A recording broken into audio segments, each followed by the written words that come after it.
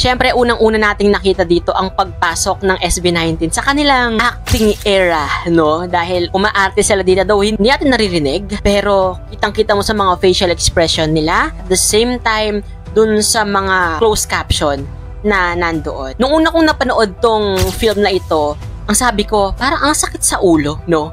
Kasi ang daming simbolismo nung pelikula, talagang papaisipin ka kung patungkol saan ba? Sino ba sila? Ano ba ang nangyari? Bakit siya na-deads? Mga ganong mga question. Or sino ang pumatay sa kanya? Mga ganong question yung papasok sa utak natin pag napanood natin for the first time itong umaaligid na short film. Pero kahit na ganun, at the end of the film, sa mga eksenang napanood natin, parang sinasabi lang na lahat tayo may hangganan yung pagtitiis natin. No?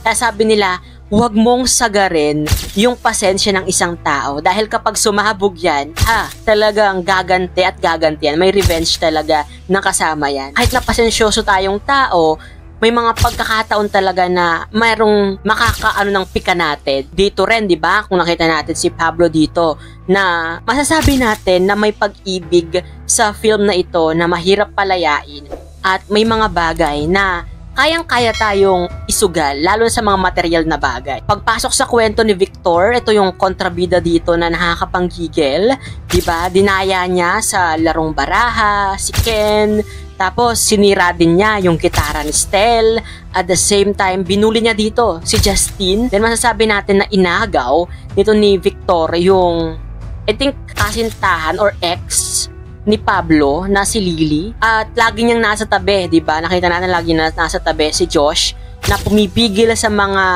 masasamang balak niya or sa masyadong attitude na ugali ni Victor dito. And kahit si Josh, di ba, na laging nasa tabi niya or inuunawa siya, di ba, nag-handle sa kanya, naabot na rin yung rurok ng pasensya niya dito. Additional din dito si Sarah G, no, na umarte din as Rose, na kapatid ni Lily. Sa mga eksenang yon, alam natin kung gaano kagalit, kung gaano kinikimkim ng bawat isa yung galit nila kay Victor, hanggang sa napuno na sila at kinompronta na nila si Victor dito hanggang sa nagkasakitan, nagkabugbugan, hanggang sa nagkakorneran, di ba? Tapos sa ending, we're not sure kung pinagtulungan ba nila si Victor dito or aksidente yung pagkamatay ni Victor. Kasi sa simula, di ba, nakita na natin dito na umaamin sila na sila ang may gawa nun. Lahat sila parang sala rin dito. Panoorin ang full reaction video sa aking YouTube channel.